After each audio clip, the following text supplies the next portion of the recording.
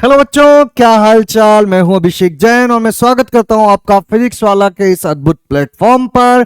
आज हम लोग डिस्कस करने वाले हैं कि अगर आप 11th क्लास के स्टूडेंट हैं, आपने आपकी पढ़ाई स्टार्ट कर दी है, कुछ चैप्टर्स कंप्लीट हो चुके हैं और अब आपको लग रहा है कि आप किसी मझदार में फंस चुके हैं, समझ में नहीं आ रहा है वहां से कैसे निकलें। पुराना पेंडिंग हो गया है, नया आता जा रहा है, रोज नई नई क्लास होती जा रही है, नए टॉपिक इकट्ठे होते जा रहे हैं। तो ऐसी सिचुएशन में अगले 2 महीने के लिए आपकी क्या स्ट्रेटेजी होनी चाहिए, क्या रोड मैप आपको फॉलो करना चाहिए ताकि ये जो पुराना बैकलॉग हो गया है, पुराना जो माल पड़ा हुआ है वो भी हमारा क्लियर हो जाए और जो साथ में चीजें चल रही हैं वो भी तंदुरुस्त हो जाए। एक एक करके हम लोग देखेंगे कि किस रूटीन को अगर हम लोग फॉलो कर लें तो ये जो पिछले 1 डेढ़ 2 महीने के पाप हैं हमारे, या 1 2 चैप्टर जो हैं जो इकट्ठे हो गए या उनके कुछ टॉपिक हमारे छूट गए हैं, वो किस तरह से हम लोग करंट क्लास के साथ साथ, रेगुलर क्लास के साथ साथ थोड़ा थोड़ा करके पूरा कर सकते हैं। ठीक है, चलिए सबसे पहले देखते हैं हम लोग बैकलॉग कैसे क्लियर किया जाए। बेसिक्स जो अभी तक पढ़ा दिए गए हैं हर सब्जेक्ट में, फिजिक्स मैथ्स केमिस्ट्री में जो बेसिक चैप्टर पढ़ा दिए गए हैं उनका रिवीजन कैसे कर लिया जाए और कैसे इस बच्चे की तरह हमारी हालत ना हो जिसके पास बहुत सारा काम इकट्ठा हो चुका है और उसे समझ भी नहीं आ रहा है अब करे क्या। तो अगर ऐसी ही सिचुएशन में अभी हम लोग फंसे हुए हैं, समझ में नहीं आ रहा है क्या करना है, तो ध्यान से इस वीडियो को सुनना। हल्का फुल्का सा मैं बताऊंगा कि क्या एक रूपरेखा आप खुद के लिए तैयार कर सकते हो, क्या रूटीन फॉलो कर सकते हो, किस तरह से अपने दिन को अलग अलग कामों में डिवाइड कर सकते हो और कैसे उस चीज को लगातार अगर अगले 2 महीने तक आपने फॉलो किया तो फिर पुराना बैकलॉग भी क्लियर हो जाएगा और जो साथ में चल रही चीजें वो भी साथ में कंप्लीट होती चली जाएंगी। ठीक है, तो सबसे पहले हम लोग देखते हैं कि भैया हमारा दिन जो है वो कैसा दिखना चाहिए। तो देखो, मंडे टू सैटरडे मैंने अलग डिवाइड कर दिया है और संडे को अलग डिवाइड कर दिया है। अब आपकी क्लासेस 6 दिन होने लग गई हैं, तो मंडे टू सैटरडे में 3 हिस्से हर दिन के हमको करने हैं। पहला हिस्सा पूरी तरह से कोचिंग के लिए डेडिकेटेड है, 4 से 5 घंटे की जो आपकी क्लास होती है, इसमें केवल और केवल हम लोगों को कोचिंग ध्यान से सुनना है। डेली जो क्लास हो रही है वो डेली अटेंड करनी है, लाइव क्लास अटेंड करनी है और उसी टाइम पे मैक्सिमम सीखने की कोशिश करनी है। ऐसा नहीं करना है कि अभी मैं आज की क्लास तो रिकॉर्डेड बाद में देख लूंगा, अभी पुराना पढ़ लेता हूं। भैया ये बहुत ही गलत चीज होती है। रेगुलर क्लास पूरी की पूरी उसी दिन उसी समय अटेंड करो और जितना मैक्सिमम लाइव क्लास से एक्सट्रैक्ट कर सकते हो, जितना मैक्सिमम लाइव क्लास से तुम समझ सकते हो, वहीं पे समझने की कोशिश करो। तो ये 4-5 घंटे जो कोचिंग वाले हैं इनको बिल्कुल अलग रख दो। दूसरे नंबर पे आता है school plus self study. Daily school plus self study मिलाकर आपको 9 से 11 घंटे निकाल के रखने हैं। जो बहुत ज्यादा नहीं बोल रहा हूं मैं, अभी पता चल जाएगा तुम लोगों को। और खुद के लिए हेल्थ 8 से 9 घंटे हमको खुद के लिए अलग निकालने हैं। अब तुम बोलोगे कि सर इतना सारा समय एक दिन में होता कहाँ है? होता भैया, ऐसी बात नहीं है। देख लो, 5 घंटे कोचिंग के ले लिए, 9 घंटे सेल्फ स्टडी के ले लिए, तो 9 और 5 14, और 9 घंटे भी अगर तुमने खुद को और दे दिए तो भी 23 घंटे ही हो रहे हैं। 1 घंटा फिर भी बच रहा है। अब 1 घंटा तुम सेल्फ स्टडी में दो या कोचिंग के आगे पीछे ही थोड़ा सा समय ज्यादा लग जा रहा है तो वहां पे दे दो। अब वो तुम्हारे ऊपर है। तो बड़ी आसानी से 3 हिस्सों में हम लोग अपने दिन को बांट सकते हैं। इस हेल्थ में जो आने वाले हैं वो चीजें मैं बताऊंगा।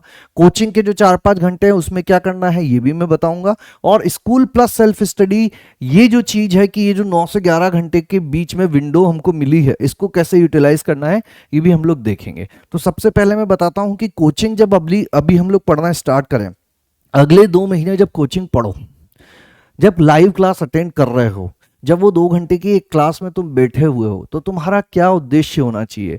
क्या तुम उस क्लास से लेकर निकलना चाहिए? तुम्हें क्या उस क्लास से लेकर निकलना चाहिए? सबसे पहली चीज, जब लाइव क्लास सुन रहे हो तो हमारा पूरा का पूरा फोकस उस क्लास में चल रहे कॉन्सेप्ट पर होना चाहिए। ये हमारी पहली प्रायोरिटी होनी चाहिए। अंडरस्टैंडिंग द कॉन्सेप्ट, कॉन्सेप्ट समझ में आना चाहिए। अगर समझ में आ गया तो लिख थोड़ा सा बाद में भी सकते हो, है ना, इधर उधर की चीजें बाद में भी कर सकते हो, लेकिन समझ में आना बहुत जरूरी है। अगर समझ में नहीं आया कॉन्सेप्ट तो भैया भले कितने ही नोट्स बना लो, कितने ही सवाल कर लो, नहीं होने वाला। सबसे पहली चीज थियरी क्या है, उस टॉपिक का एक्सप्लेनेशन क्या दिया था सर ने, वो चीज हमको समझनी है। तो सबसे पहला काम अंडरस्टैंडिंग द कॉन्सेप्ट। इसके लिए क्या जरूरी है, ध्यान से सुनना है ना, लिसनिंग जो है वो हमें इंप्रूव करनी पड़ेगी।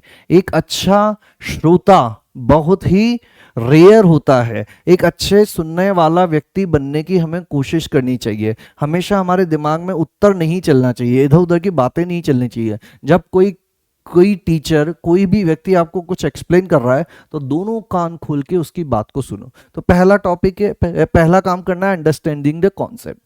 दूसरा काम करना है कि जो भी क्लास में सॉल्व करवाया जा रहा है, कॉन्सेप्ट पढ़ाया, उसके बाद जो भी क्वेश्चन दिया उसको अटेम्प्ट करने की कोशिश करो। ऐसा नहीं कि बैठे हुए हैं कि हाँ समझ लिया, क्वेश्चन तो होते नहीं है या बाद में कर लेंगे देखेंगे, नहीं, उसी टाइम पे उस क्वेश्चन को सॉल्व करना है। तीसरा काम, अगर ये दो चीजें बड़ी अच्छे से हो जा रही है तो हाथों हाथ ऐसा वेट नहीं करना है कि क्लास के बाद में नोट्स बनाऊंगा। जितनी मैक्सिमम जानकारी हो सकती है वो क्लास के दौरान ही अपने नोट्स में उतारने की कोशिश करें। आप बात मानेंगे, इतनी बहुत ज़्यादा चीज़ें भी नहीं होती। मान सकता हूँ केमिस्ट्री में होती है, फिजिक्स में इतनी ज़्यादा नहीं होती और मैथ्स में तो बहुत कम होती है। तो आप चाहें तो मैथ्स के तो पूरे के पूरे नोट्स ड्यूरिंग द क्लास ही बना सकते हैं, ठीक है। तो कोशिश ये करनी है कि जितने मैक्सिमम हो सके उतनी चीजें अच्छे से नोट्स में लिख लो। बाद में जब हम लोग क्लास के बाद चीजें पढ़ रहे होंगे तो जो बचा कुचा इधर उधर छूट गया है उसको लाके लिख देना है। और लास्ट चीज, क्या होमवर्क क्लास में दिया गया है उस टॉपिक को लेकर, इस चीज को भूलना नहीं है। ऐसा नहीं क्लास खत्म, मोबाइल बंद, लैपटॉप बंद और भूल गए, अगले दिन आएंगे अगली क्लास देखेंगे। नहीं, जो आज क्लास में होमवर्क दिया गया है, जो ये टॉपिक पढ़ाया गया है, उससे रिलेटेड जो होमवर्क है वो लिख के जाना है कि मुझे घर पे क्या काम करना है। 4 घंटे 5 घंटे क्लास में केवल इसी पे हमारा फोकस होना चाहिए। तो ये 5 घंटे क्या करेंगे, तुम्हारा जो करंट टॉपिक चल रहा है, जो रेगुलर टॉपिक चल रहा है, जो अभी क्लास में टॉपिक चल रहा है, वो एक हद तक उसी टाइम पे क्लियर करवा देंगे, है ना। तो क्या होगा, जो अतिरिक्त समय मिलेगा आफ्टर क्लास टाइम मिल रहा है उसमें हम बैकलॉग पर ज्यादा टाइम दे पाएंगे, ठीक है। चलो आगे बढ़ते हैं, ये हो गई कोचिंग की बात।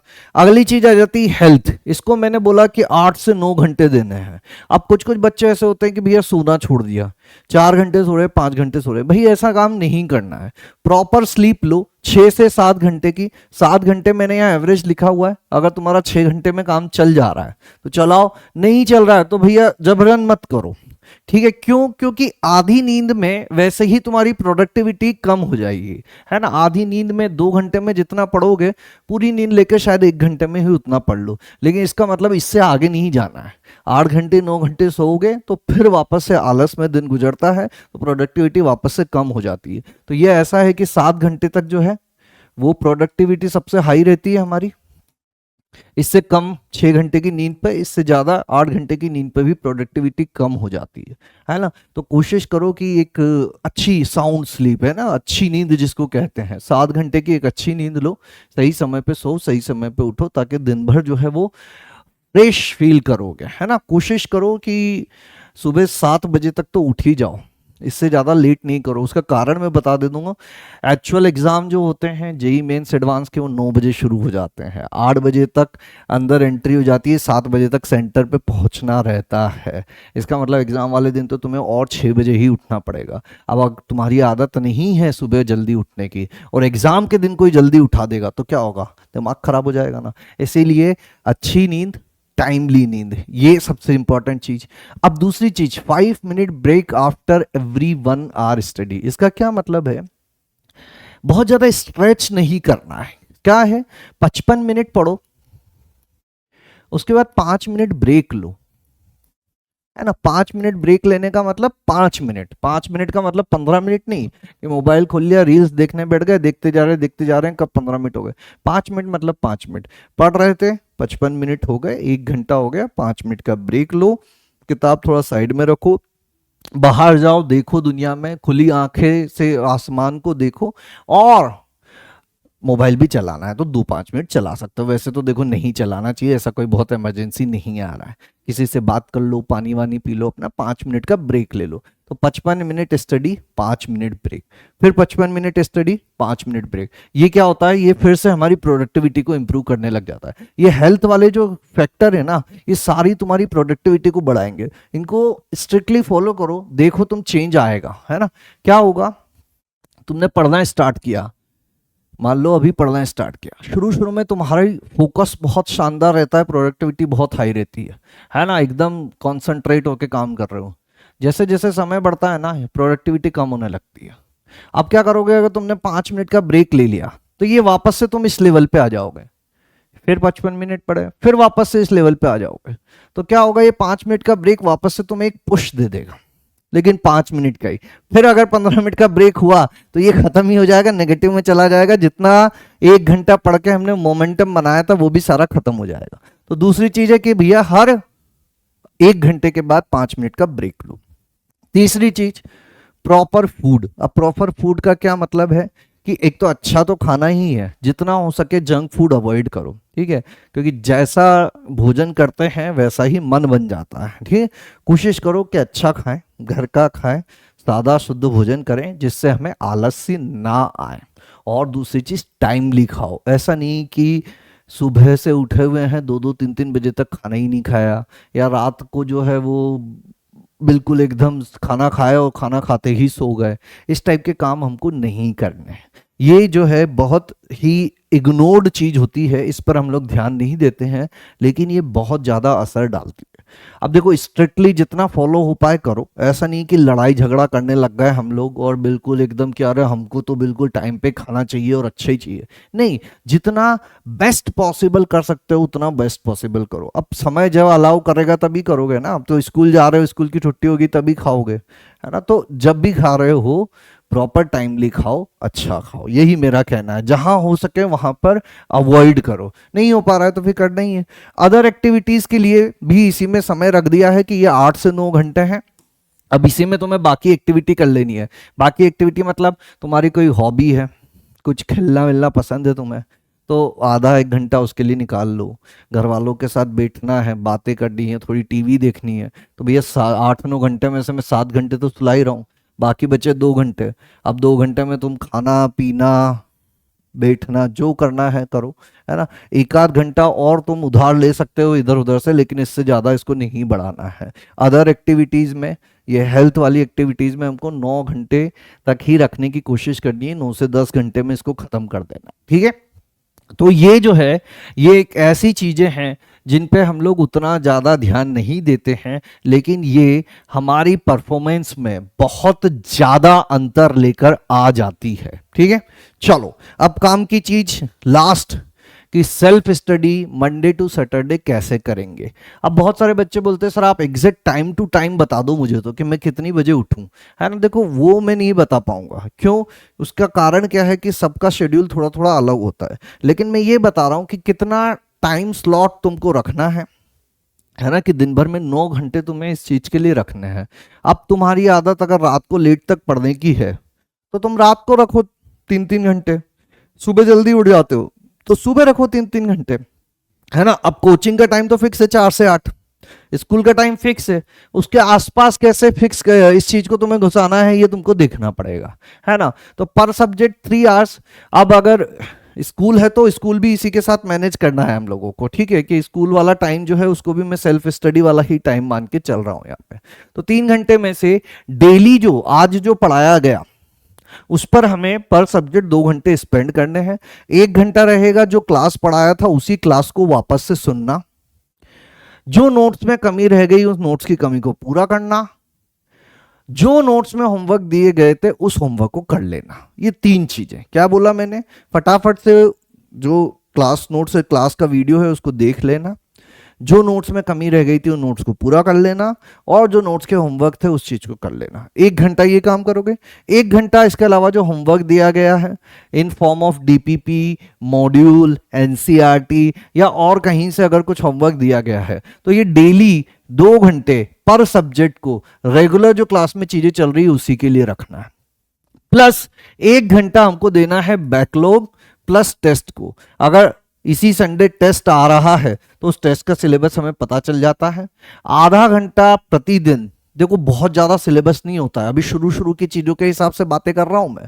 टेस्ट में एक चैप्टर से ज्यादा या 1.5 चैप्टर से ज्यादा नहीं आता है। रोज आधा घंटा अगर पुराना चैप्टर जो टेस्ट में आने वाला है उसको पढ़ोगे तो बड़ी आसानी से काम पूरा हो जाएगा, है ना। और प्लस बैकलॉग, अभी बैकलॉग जो है देखो, जब रेगुलर लाइव क्लास में तुम देख रहे थे तो ऐसा तो है नहीं पूरा पूरा उड़ गया था, हल्का फुल्का तो तुम्हें आइडिया होगा ही, है ना। तो डेली अगर आधा घंटा ही रखोगे, मैं ये नहीं बोल रहा हूं कि 2 घंटे बैठ के तुम पुराना ही पढ़ रहे हो, नहीं, आज उठाओ पुराना जो छूट गया है उसका वीडियो उठाओ और आधे घंटे उसको शांति से सुनो, बस आधे घंटे शांति से सुनना है। और वही जो कोचिंग वाली बात बताई थी मैंने, कॉन्सेप्ट को समझने की कोशिश करनी है, क्वेश्चन को सॉल्व करने की कोशिश करनी है। अगर डेली आधा घंटा देते रहोगे तो अगले 2 महीने में ये पिछले 1 महीने की जो चीजें छूट गई हैं वो पूरी तरह से कवर हो जाएंगी। अपने शेड्यूल में, अपने रूटीन में बैकलॉग के लिए और टेस्ट के लिए समय जरूर रखें। किसी हफ्ते टेस्ट नहीं है तो ये पूरा का पूरा 1 घंटा बैकलॉग के पास चला जाएगा। तो पर सब्जेक्ट पर डे 3 घंटे का हमको टारगेट बना के चलना है, तो हमारी चीजें काफी आसानी से हो जाएंगी और ये आगे तक लेकर जाना है। देखो यहां पर मैं थोड़ा सा मॉडिफाई कर दूंगा 2 महीने के बाद, क्योंकि सिलेबस ज्यादा हो जाएगा। तो सिलेबस ज्यादा हो जाएगा तो अब ज्यादा सिलेबस को कैसे टेकल करें उसको लेकर आ जाएंगे। लेकिन फिलहाल जब एक एक 2-2 चैप्टर ही हुए हैं तो ये स्ट्रेटेजी हमारे लिए काम कर सकती है। संडे को क्या करना है, अगर टेस्ट नहीं है तो इसका फायदा उठाना है ना।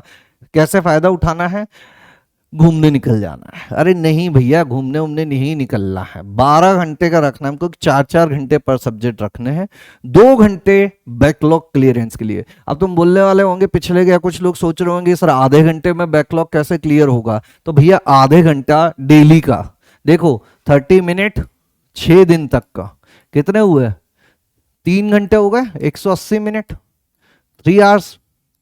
3 घंटे तो ये हो गए और 2 घंटे ये रहे, कितने हो गए टोटल, 5 घंटे हो गए। तो 5 घंटे मतलब लगभग एक हफ्ते में तुम्हारी मैथ्स की कितनी क्लास होती है, 4 क्लास होती है, 4 दूना 8 घंटे की क्लास होती है। 8 घंटे की लाइव क्लास को तुम 5 घंटे में तो रिवाइज कर ही सकते हो भैया, एक हफ्ते में, यानी एक हफ्ता पूरा पूरा एक हफ्ते में कवर हो जाएगा। और अगर तुमने पूरा, ये तो मैं तब की बात कर रहा हूं जब तुम फ्रेश पढ़ रहे हो, पुराना कुछ नहीं पढ़ा हुआ है। अगर हल्का फुल्का पुराना आइडिया है तो भैया 5 घंटे भी नहीं लगने वाले हैं, फटाफट फटाफट आधे आधे घंटे में तुम एक एक क्लास निपटा सकते हो बड़ी आसानी से, है ना। तो ये परफेक्ट चीज है, डेली आधा घंटा, संडे को 2 घंटे। उस 2 घंटे में क्या करना है तुम लोगों को, पुराने लेक्चर देखने हैं और साथ में जो वीक में तुमने रिवाइज किया उससे रिलेटेड जो भी होमवर्क दिया गया था, पुरानी डीपीपीस थी या क्लास के जो क्वेश्चन थे उसको कंप्लीट कर देने हैं। ये संडे का प्लान रखना है हम लोगों को, प्लस रिवीजन। अब ऐसा नहीं कि पुराना करने के चक्कर में नया छोड़ दिया और फिर नया वाला फिर से बैकलॉग बन गया। इस हफ्ते में जो 4 क्लास हुई है उन 4 क्लास के नोट्स को उठाओ और उनके शॉर्ट नोट्स बनाने की कोशिश करो। अब को शॉर्ट नोट्स ऐसा कोई भी एकदम रॉकेट साइंस नहीं है या कोई इसका स्टैंडर्ड फार्मूला नहीं है कि इस रूप में शॉर्ट नोट्स होते हैं। हर बच्चे के अपने खुद के शॉर्ट नोट्स होते हैं, तो जिस रूप में तुम छोटा करके लिख सकते हो उस रूप में लिखो। तुम्हारे 10 पेज के नोट्स को पहले 2 पेज में लेके आओ, 2 पेज से फिर 1 पेज में उसकी समरी में कन्वर्ट करो। तो ये शॉर्ट नोट जो है वो अभी खुद से कोशिश करके बनाओ, बाद में जो है टीचर्स प्रोवाइड करवाएंगे, उसके साथ मैच करो और देखो कि किस तरह से और इंप्रूव किया जा सकता है ना। तो एक हफ्ते में जो भी पढ़ाया गया उसका अच्छे से रिवाइज करना है और उन 4 क्लासेस के शॉर्ट नोट्स बना के हमको रख लेने हैं, ठीक है। चलो आगे बढ़ते हैं। अगर संडे को टेस्ट है तो फिर क्या करना है हम लोगों को, 6 घंटे उस टेस्ट के लिए रखने हैं। अब तुम बोलोगे सर टेस्ट तो मैक्सिमम 3 घंटे का ही होता है, 6 घंटे क्या करेंगे। तो देखो 3 घंटे टेस्ट देना है और उसके बाद 3 घंटे उस टेस्ट को पढ़ना है वापस से, क्योंकि ऐसा तो होगा नहीं कि 3 घंटे में तुम 100% सवाल सही कर दोगे, है ना। तो जैसे ही टेस्ट खत्म हो उसके बाद उस टेस्ट को लेके बैठना है, एनालाइज करना है कि क्या क्या टॉपिक के सवाल मुझसे नहीं हुए, क्या क्या किस किस टाइप की बातें करनी है हम लोगों को, कि कौन से टॉपिक हमें आए ही नहीं, कौन से टॉपिक पूरे पढ़ने हैं, पूरे पढ़ने हैं, है ना। मतलब इन पे बहुत ज्यादा ये बैकलॉग वाले होंगे जिनके सवाल ही नहीं होंगे तुमसे, ठीक है। दूसरे होंगे calculation mistake, calculation mistake, silly mistake, calculation या सिली मिस्टेक्स जो करोगे। अब इनका क्या करोगे, ये कहां से हो रही होगी, इसमें कमी है प्रैक्टिस की। इसका मतलब इनके हमने डीपीपी नहीं की है, इसका होमवर्क नहीं किया है, तो डीपीपी होमवर्क निपटाओ। तीसरे टाइप के होंगे रिवीजन वाले, फॉर्मूला याद नहीं आया,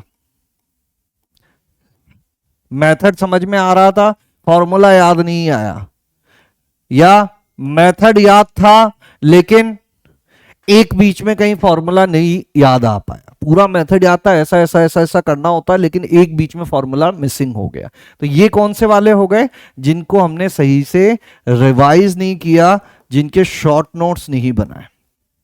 तो भैया टेस्ट के दिन केवल टेस्ट देना ही हमारा उद्देश्य नहीं है, ये सारी चीजें भी हम लोगों को उस टेस्ट से निकालनी है कि क्या कमी रह गई, देखो और सुधार करो। तो 3 घंटे टेस्ट दो, उसके बाद 3 घंटे इस चीज को लेके बैठो और ठीक करने की कोशिश करो, ठीक है।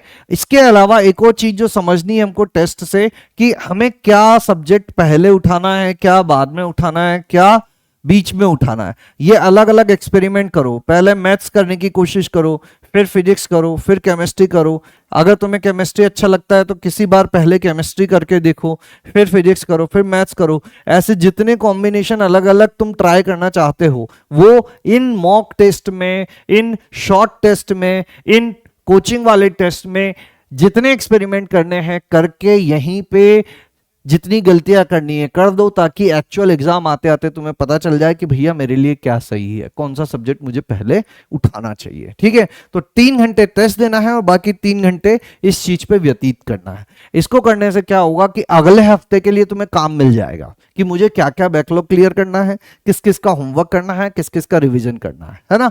हर 2 हफ्ते में एक टेस्ट होता है, तो अगले 2 हफ्ते के लिए तुमको काम मिल जाएगा। ये काम अगले 2 महीने तक करते रहो, मैं गारंटी देता हूं पुराना बैकलॉग भी क्लियर हो जाएगा और जो साथ में टॉपिक चल रहे हैं वो भी पूरी तरह से क्लियर हो जाएंगे। अभी के 2 महीने के लिए यही बात है, अगले 2 महीने बाद जितना सिलेबस हो चुका होगा उसके हिसाब से फिर मैं एक और प्लान तुम्हें बताऊंगा कि क्या फॉलो कर लिया जाए, तो आगे आने वाला समय जो है अब हमारे लिए इजी हो जाएगा, ठीक है। तो अच्छे से इन सारे पॉइंट्स को नोट करो, अपने जीवन में उतारने की कोशिश करो। देखो कोशिश करने से ही काम होगा, मैं ये बोल रहा हूं कि 100% फॉलो नहीं कर पाओगे, 80% फॉलो करने की कोशिश करो। उस 80 को 85 पे ले जाओ, 90 पे ले जाओ, धीरे धीरे 100 के करीब पहुंचने की कोशिश करो। पहले दिन नहीं होता है, बहुत कठिन होता है अनुशासित बने रहना। तो वही है कि कठिन होता है, असंभव नहीं होता है। तो उस दिशा में हमें प्रयास करते रहो, दिशा सही होनी चाहिए, चाहे हमारी गति धीमे ही हो, अगर दिशा सही होगी तो आज नहीं तो कल वहां पहुंच ही जाओगे, ठीक है। चलिए आज के लिए इतना ही, मिलेंगे नेक्स्ट सेशन में नेक्स्ट सेट ऑफ इंफॉर्मेशन के साथ, तब तक के लिए धन्यवाद।